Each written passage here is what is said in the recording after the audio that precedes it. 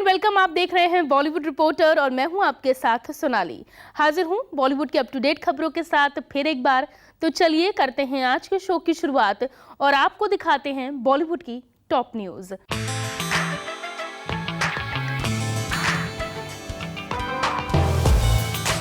आज का बच्चन 79 साल का शहंशाह, जो करोड़ों की डील को फैंस की चाहत के लिए ठुकरा देता है। स्टार वो होता है जो दिलों पर राज करता है।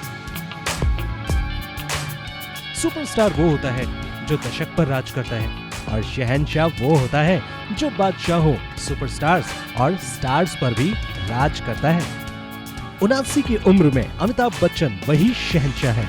आज जब दुनिया अमिताभ बच्चन की पुरानी कहानियां सुना रही है, बता रही है कि उन्होंने कितनी सुपरहिट फिल्में दी, उनकी फिल्मों ने कितनी कमाई की, ऐसे में ये सवाल अधूरा रह जाता है कि जब आज के दौर में एक फिल्म 3 दिन में थिएटर से, एक गाना 14 दिनों में कानों से और एक स्टार चंद फिल्मों में दिल से उतर जाता है, तो ऐसा क्या है जो अमिताभ बच्चन को 52 साल के बाद इस फिल्म इंडस्ट्री का और चाहने वालों के दिलों का शहंशाह बनाए रखता है? जवाब ये है कि आज जब दूसरे स्टार्स इंस्टा अकाउंट पर बर्थडे की वेकेशन पिक्स डालते हैं, तो इसके उलट अमिताभ बच्चन के जलसा के द्वार खुलते हैं। 79 साल का ये मिलेनियम स्टार घर से बाहर निकलता है और चाहने वालों को प्रणाम करता है।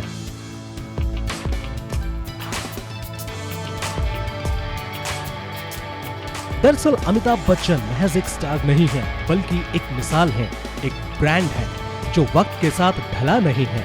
जब एक गुटखा ब्रांड ने सरोगेट एडवर्टाइजिंग के साथ उन्हें अपना ब्रांड एम्बेसडर बनाया, तो करोड़ों की फीस दी। अमिताभ बच्चन ने एड शूट भी कर लिया, और इसमें बुरा क्या था? इस फिल्म इंडस्ट्री के दूसरे बड़े दिग्गज स्टार भी तो ऐसा करते हैं। फिर वो बच निकलते हैं कि वो गुटखा नहीं बल्कि माउथ फ्रेशनर, शराब नहीं बल्कि सोडा का ऐड कर रहे हैं। अमिताभ भी ऐसा कर सकते थे, लेकिन ब्रांड बच्चन को जो दाग लगता वो उन्हें मंजूर नहीं था। अमिताभ ने अपनी गुटखा ब्रांड की पूरी फीस वापस की और इस ब्रांड से अपना कॉन्ट्रैक्ट टर्मिनेट कर दिया। इस दौर के हर डायरेक्टर की ये चाहत है कि कम से कम वो एक फिल्म अमिताभ बच्चन के साथ बना सके। हर एक्टर के दिल में अरमान है कि कम से कम एक सीन वो सदी के सबसे बड़े महानायक के साथ कर सके। ये स्टारडम नहीं, एक कलाकार की जीत है कि उसने 5 दशक से अपने आप को फिल्म इंडस्ट्री में रेलेवेंट बनाए रखा है। हाल ही में अमिताभ बच्चन की फिल्म चेहरे रिलीज हुई। इस फिल्म ने थिएटर्स में भीड़ नहीं खींची, लेकिन OTT पर highest ever streamed Bollywood film का रिकॉर्ड अपने नाम कर लिया। गौर कीजिएगा कि इस फिल्म के लिए अमिताभ बच्चन ने एक पैसा भी नहीं लिया। क्यों? क्या आनंद पंडित जैसा प्रोड्यूसर उन्हें फीस नहीं दे सकता था?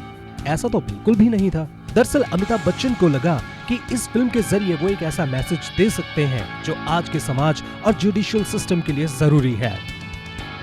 इसके लिए बिग बी ने पूरा एक सीन खुद से लिखा। 13 मिनट के सीन में अमिताभ बच्चन ने अपनी पूरी ताकत झोंक दी और उसे एक टेक में पूरा कर दिया। पलट कर देखिए कि क्या ये जज्बा किसी दूसरे स्टार में है? कोरोना के दौरान ब्रांड बच्चन को इस्तेमाल करने की होड़ लग गई। सरकार को भी लगा कि अमिताभ बच्चन की यूनिवर्सल अपील कोरोना के दौरान बचाव और सावधानी के मैसेज को हर किसी तक पहुंचा पाएगी। इस महामारी के दौरान जलसा में दिन के 2-2, 3-3 पब्लिक मैसेज शूट होते, ख्याल भी रखा जाता, लेकिन तमाम सावधानियों के बाद भी अमिताभ बच्चन कोरोना पॉजिटिव हो गए। उनका परिवार भी पॉजिटिव हुआ। इस दौरान एक ऑडियो मैसेज भी बहुत वायरल हुआ, जिसमें एक आर्मी जवान कॉलर ट्यून में आने वाले अमिताभ बच्चन के कोरोना मैसेज को हटाने की शिकायत करता सुनाई दिया। लेकिन क्या आपको पता है कि इन पब्लिक मैसेजेस के लिए अमिताभ बच्चन ने खुद को कोरोना एक्सपोज करने का रिस्क तो लिया, लेकिन एक भी पैसे की फीस नहीं ली। अमिताभ बच्चन गुजरात के ब्रांड एम्बेसडर बने, इस पर राजनीति भी खूब हुई, लेकिन इन सवालों का जवाब अमिताभ बच्चन ने ये कहकर दिया कि मैं हिंदुस्तान के हर राज्य, हर शहर को प्रमोट करना चाहता हूँ। दूसरे राज्य की सरकार को कौन रोक सकता है? वो मुझसे कहें तो मैं सिर्फ 1 रुपए में उनके लिए पर्यटन को प्रमोट करूंगा। अमिताभ बच्चन ने अपने 80वें साल में कदम रख दिया है। आप उनकी कामयाबी को जलसा, प्रतीक्षा और जश्न जैसे बड़े बड़े बंगलों से आंक सकते हैं, उनकी महंगी महंगी कारों से आंक सकते हैं, उनकी लाइन में लगी हुई फिल्मों से भी आंक सकते हैं, मगर ब्रांड बच्चन सिर्फ इस बात से आंका जाए कि अमिताभ ने इसे बनाए रखने के लिए बहुत मेहनत की है। बहुत रिस्क लिया है, तभी वो 21 साल से कौन बनेगा करोड़पति के सेट पर पहुंचकर जब नमस्कार करते हैं तो बच्चा, बूढ़ा, जवान हर कोई अपने टीवी सेट से चिपक जाता है।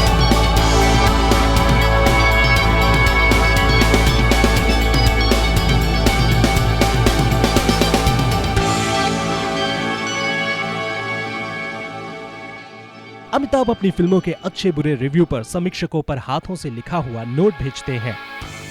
जिस कलाकार की परफॉर्मेंस उन्हें पसंद आए उसकी तारीफ करने के लिए भी हैंड रिटन नोट भेजकर हौसला अफजाई करते हैं। ये हर कलाकार के लिए एक सपना होता है। अमिताभ हिंदी फिल्म इंडस्ट्री का वो सपना है जो पूरी दुनिया खुले आंखों से देख रही है। जन्मदिन की शुभकामनाएं शहंशाह।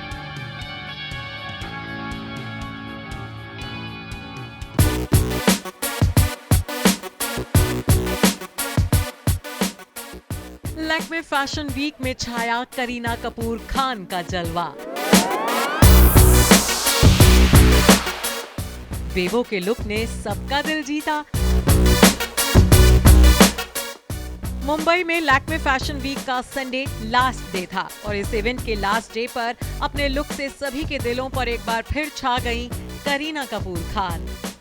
बॉलीवुड की बेबो भले ही 2 बच्चों की मां बन गई हो, लेकिन जब वो रैंप पर उतरती हैं तो किसी अप्सरा से कम नहीं लगती। करीना की ब्यूटी ऐसी कि उनके आगे सब फीके लगते हैं। उनका चार्म ऐसा है कि सब उनके दीवाने हो जाएं और उनका स्टाइल ऐसा है कि बस हर कोई उन्हें देखता ही रह जाए।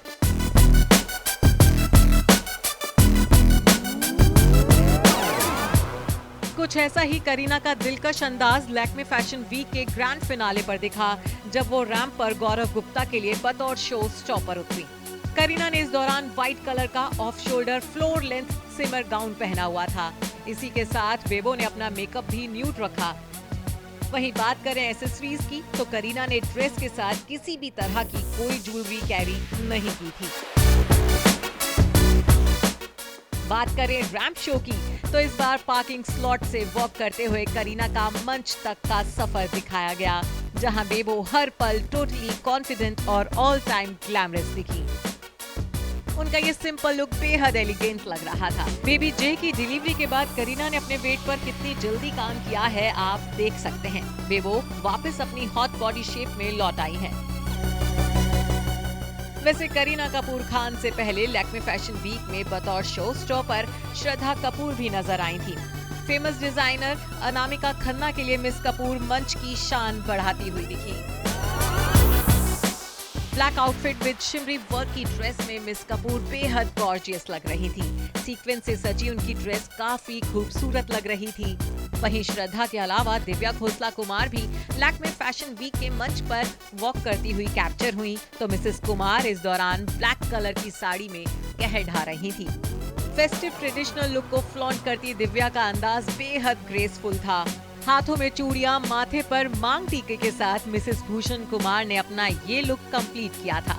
बता दें कि दिव्या इस दौरान मशहूर फैशन डिजाइनर संयुक्ता दत्ता के लिए रैंप पर उतरी थी। Bureau report E24। Hello and welcome, आप देख रहे हैं E24 न्यूज़ 24 और मैं हूं आपके साथ सोनाली। जब से विक्की कौशल ने सरदार उधम साइन की है तब से सोशल मीडिया पर कई सर्च किए गए हैं। कुछ लोग इनके बारे में जानते हैं और कुछ लोग जानना चाहते हैं। 16 अक्टूबर को फिल्म रिलीज हो रही है और आज मेरे साथ फिल्म की कास्ट मौजूद है। मेरे साथ फिल्म के डायरेक्टर हैं शुजीत सर, विक्की कौशल हैं और प्रोड्यूसर रोनी लहरी भी हैं। बहुत बहुत स्वागत है आप तीनों का। सबसे पहले शुजीत सर, आप ये बताइए 21 साल, इसको सपना कह सकती हो आपका? सपना जो 21 साल बाद पूरा होने जा रहा है? हाँ, कह सकते हैं आप। तो कुछ दिनों में ये सपना सच हो जाएगा, तो कितने एक्साइटेड हैं या नर्वस हैं? थोड़ा नर्वस तो हूँ मैं, और हर फिल्म से पहले थोड़ा नर्वस तो होता हूँ, क्योंकि फाइनली क्या है कि मेरा प्रॉब्लम ये है कि फिल्म जो है मैंने बनाता तो मैं अपने लिए हूँ, फिर रोनी दर्शकों के पास ले जाते हैं तो फिर दर्शकों को फिर मुझे मेरे पास एक वो बहुत बड़ा एक प्रॉब्लम होता है, अब दर्शक क्या बोलेंगे, बनाया तो मैंने मेरे लिए है।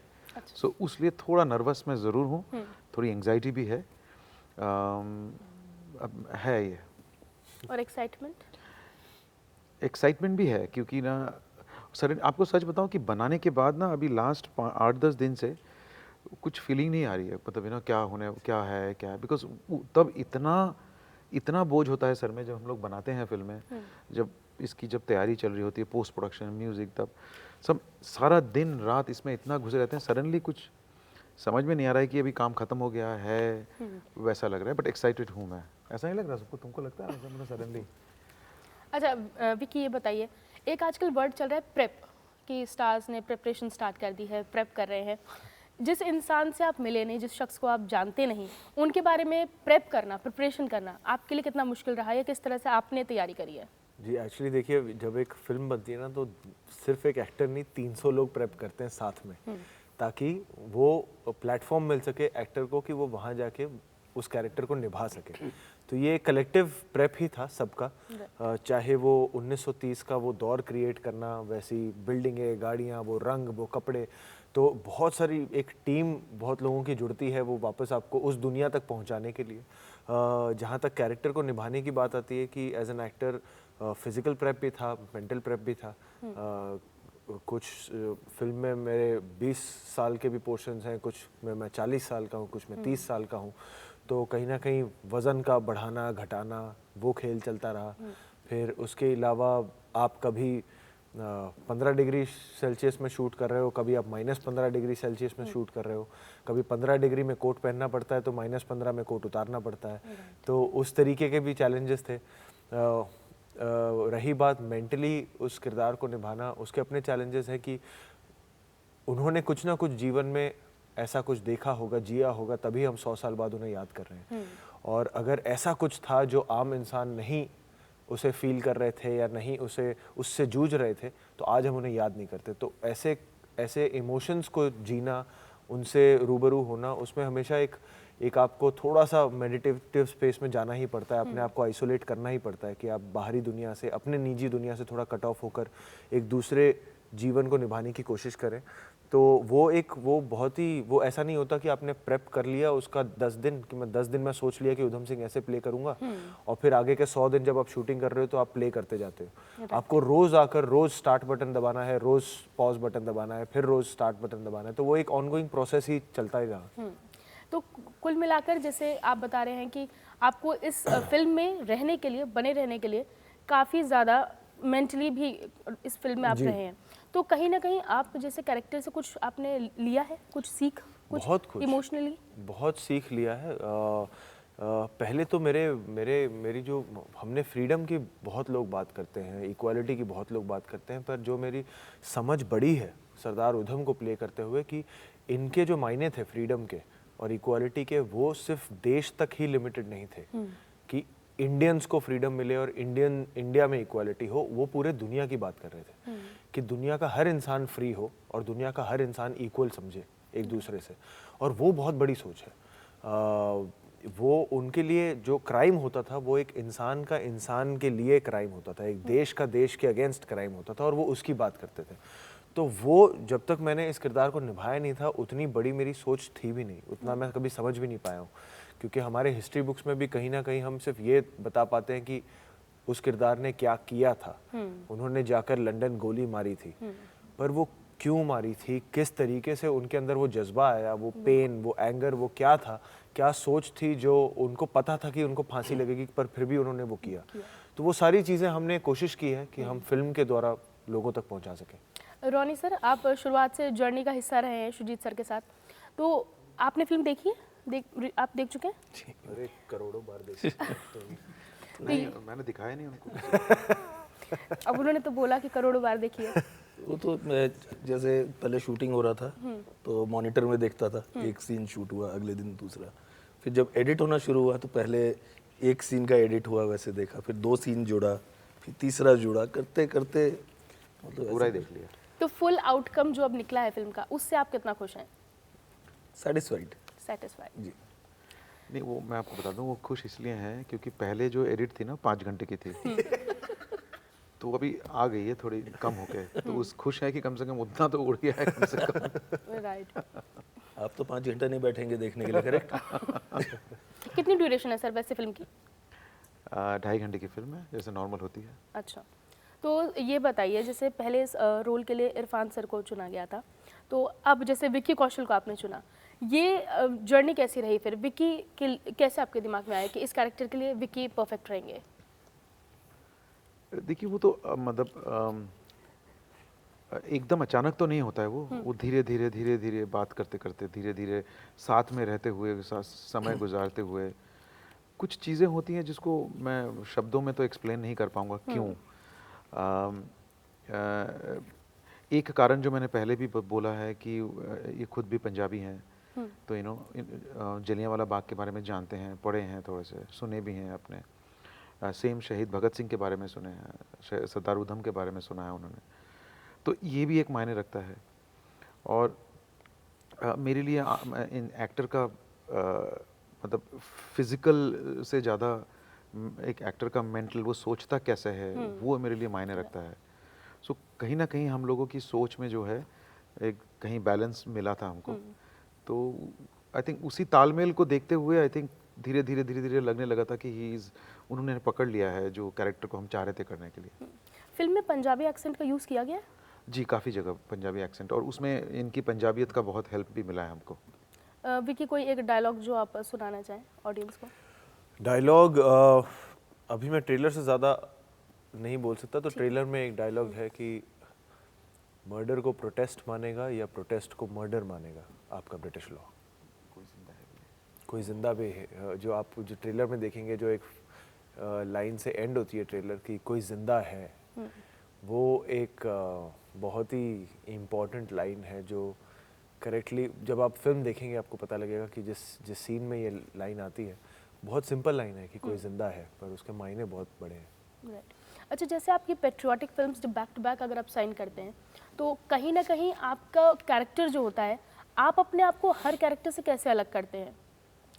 देखिए वो तो काम भी है हमारा कि एक फिल्म करें, फिर दूसरी फिल्म से पहले फिर अपनी जो स्लेट है उसको साफ़ करें, फिर एक नई कहानी लिखें, फिर उसे साफ़ करें, फिर एक नई कहानी लिखें।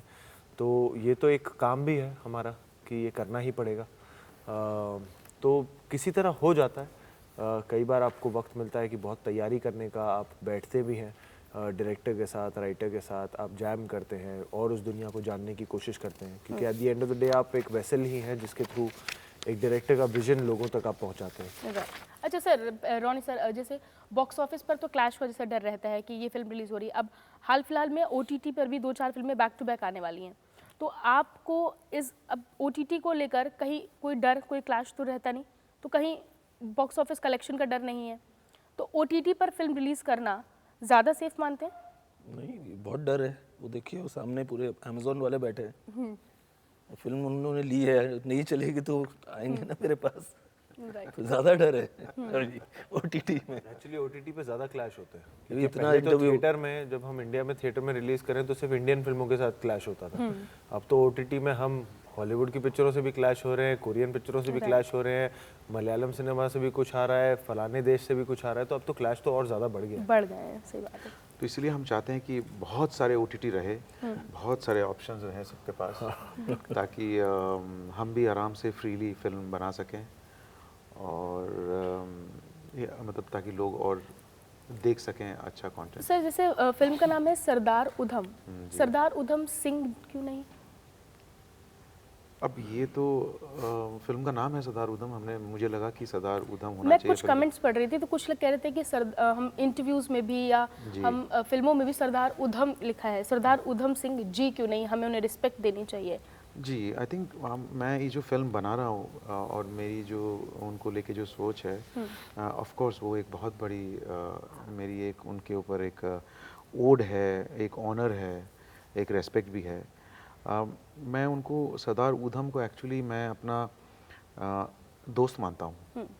मैं, सब बोलते हैं भगत सिंह, मैं शायद भगत सिंह को अपना दोस्त मानता हूँ। मैं मानता हूँ कि सरदार उधम मेरे साथ बैठे हैं आज, मैं उनके विचारों के साथ चलता हूँ, तो मैं दोस्त को सरदार उधम ही बुलाऊंगा इसलिए। और उनका जो मैसेज है, जो लोग बोल रहे हैं, शायद उनको फिल्म देखना पड़ेगा, वो क्या दुनिया से कहना चाह रहे थे, वो देखना बहुत ज़रूरी है टू अंडरस्टैंड कि क्यों सरदार उधम। राइट।